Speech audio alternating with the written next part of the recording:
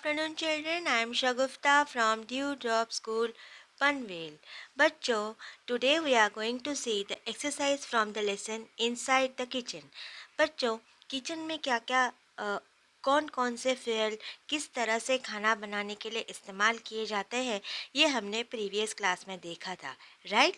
So children, today we are going to continue the exercise that is question and answers from the same lesson that is inside the kitchen.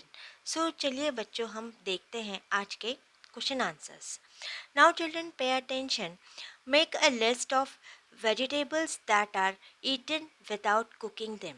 मतलब बच्चों, यहाँ पे आपको ऐसे vegetables की list बनानी है जो आप विदाउट कुकिंग खा सकते हो. अब इसका आंसर तो आपको पता है, बिकॉज आपकी मम्मी भी बनाती है ये किचन में, राइट?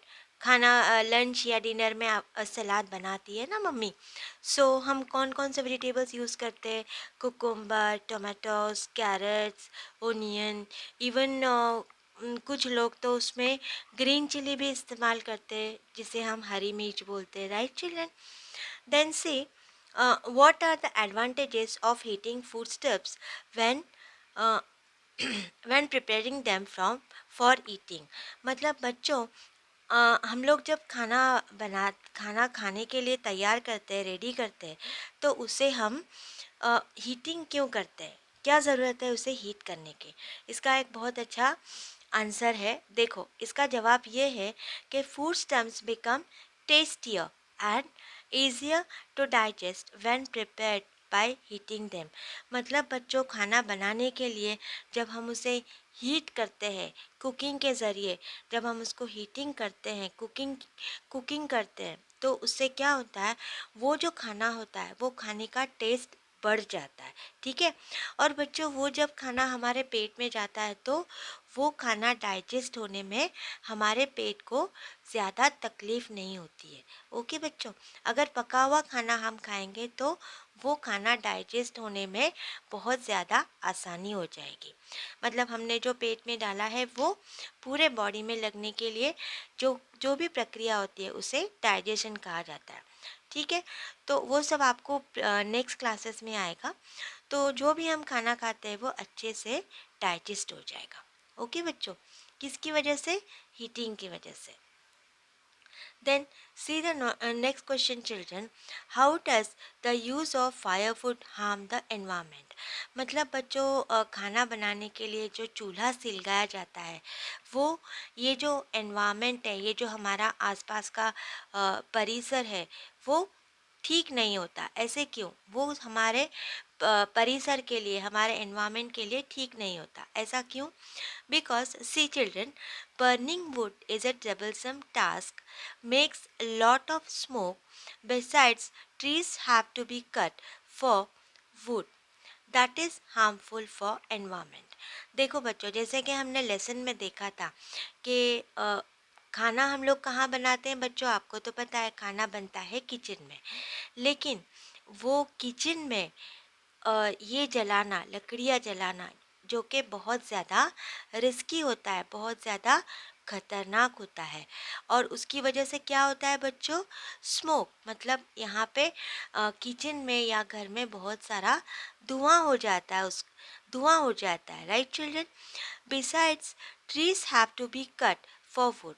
और साथ ही साथ क्या होता है, हमारे यहाँ के जो पेड़ होते हैं वो कट करने पड़ते हैं. किसकी वजह से? वहाँ पे चूल्हा सिलगाने की वजह से हमें पेड़ भी कट करने पड़ते हैं. And that is harmful for environment. तो ये अच्छी बात है क्या बच्चों? नहीं, ये बात अच्छी नहीं है. ये हमारे परिसर के लिए बिल्कुल भी अच्छी बात नहीं है. वो हमारे लिए भी हानिकारक है और हमारे एनवायरनमेंट के लिए भी हानिकारक है. बिकॉज़ उसमें से बहुत सारा धुआं निकल जाता है, और वो जो धुआं होता है वो धुआं से हमें तकलीफ़ होने लगती है, हम उससे सांस नहीं ले पाते. ओके बच्चों? अगर आपने कभी कहीं देखा है तो शायद आपने इसका एक्सपीरियंस किया होगा. ये बहुत ज़्यादा प्रॉब्लमेटिक भी हो सकता है. So what are the advantages of using gas for cooking? बच्चों, आपकी मम्मी जो है किचन में कुकिंग गैस यूज़ करती है, तो उसके क्या क्या फ़ायदे हैं? आपने तो ये कई बार नोटिस किए, right children? Cooking gas is easy to use, मतलब उसे इस्तेमाल करना बहुत ही ज़्यादा आसान होता है। लाइट्स क्विकली, मतलब 1 सेकंड में वो गैस जल जाता है, मतलब सिलक जाता है, right. Does not give out smoke and saves time, मतलब आप जब वो गैस जलाते हो तो उसमें से धुआं नहीं निकलता। क्या निकलता है? बस फ्लेम निकलती है, राइट चिल्ड्रन। ब्लू कलर की फ्लेम निकलती है और वो फ्लेम क्या करती है? आपका जो भी खाना बन रहा है उसे हीट देती है ना। एंड सेव्स टाइम, आपका जो समय होता है वो समय भी बहुत सारा बचाती है, बिकॉज़ वो फटाक से जल जाता है और फटाक से ऑफ हो जाता है। घर में धुआं भी नहीं होता और फटाफट हो जाता है काम उसके ऊपर। ठीक है children. Now see, write down the names of foodstuffs that we eat without cooking them. मतलब ऐसे कौन कौन सी खाने की चीज़ें हैं जो हम बिना पकाए खा सकते हैं, मतलब कच्चे ही खा सकते हैं। कौन कौन सी चीज़ें हैं? We eat fruits without cooking. बच्चों ये तो आप जानते हो, फ्रूट्स है जैसे कि बनाना, एप्पल, पपाया, पेरू एक्सेट्रा। ये जो सारे फ्रूट्स हैं ये हम पकाते हैं क्या? नहीं, हम लोग बस उसे क्लीन करते हैं, वॉश करते हैं, कट करते हैं, खा जाते हैं, right children. We also eat cucumber salad, mummy आपकी सलाद बनाती है, राइट। तो वो कुकुम्बर का हो या ओनियन का हो, जो भी हो, लेकिन उसे पकाया नहीं जाता है ना, वो कच्चा ही खाया जाता है। कुकुम्बर सलाद, टोमेटोज रॉ, मतलब कच्चे टमाटे भी खाए जाते हैं। मतलब सब्ज़ी में तो टोमेटो जो हम यूज़ करते हैं उसे हम पका के इस्तेमाल करते हैं, कुकिंग करके इस्तेमाल करते हैं। बस सलाद में जो टोमेटोज यूज़ करते हैं वो हम रॉ ही खाते हैं, right children. A banana shake, है ना, banana shake are made without cooking. अब बच्चों यहाँ पे एग्जाम्पल लिया है बनाना शेक का, but it might be mango milk shake, strawberry milk shake, banana milk shake, या फिर एप्पल मिल्क शेक हो। इसमें हम कुकिंग नहीं करते, बस मिक्सी में डाल दिया, चीनी डाल दिया, फ्रूट डाल दिया, हो गया, है ना। हम दूध डालते हैं, उसमें क्या डालते हैं? शेक में हम लोग तो सिंपल चीज़ डालते हैं, फ्रूट्स डालते हैं, उसमें मिल्क ऐड करते हैं, शुगर ऐड करते हैं, मिक्सी में डाल देते हैं। So tasty shake is ready, हम उसे कुकिंग नहीं करते, right children. Then what are fuels? Which are fuels used for cooking? fuel मतलब ईंधन, वो क्या होता है और हम खाना बनाने के लिए कौन सा fuel यूज़ करते हैं?